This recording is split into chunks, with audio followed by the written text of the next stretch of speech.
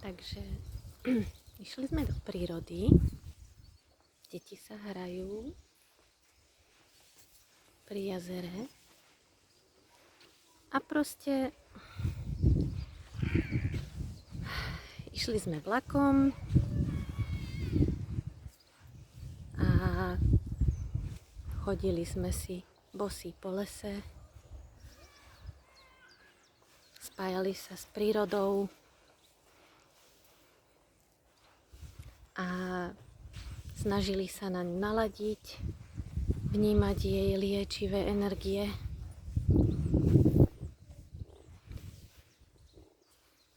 Dýchať lesný, čerstvejší vzduch. A sú tu nádherné stromy zakvitnuté. Pozrite. Prekrásne. Prekrásne stromy. Motýlik. Babôčka si tu sedí na zemi.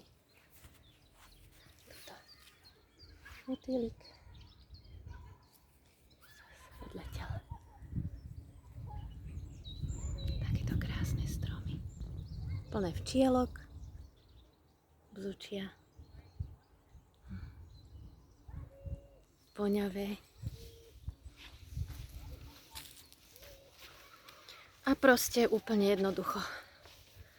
Len na vlaku, do prírody,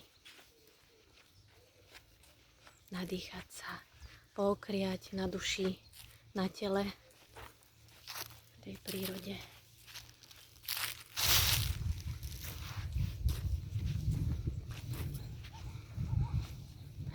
Pozdraviť tieto krásne stromy.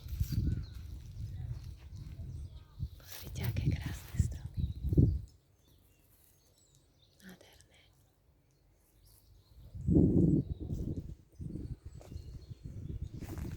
Takže odporúčam,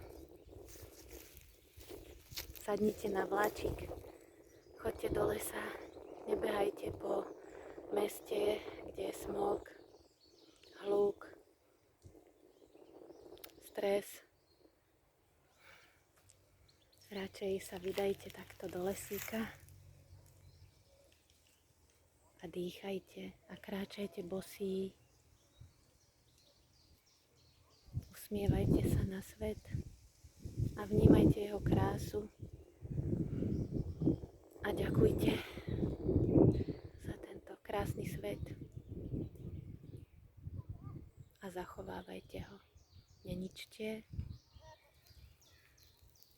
jemne sa správajte k matke prírode.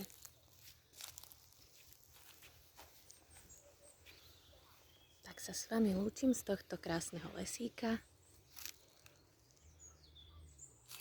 Počúvajte spev vtákov.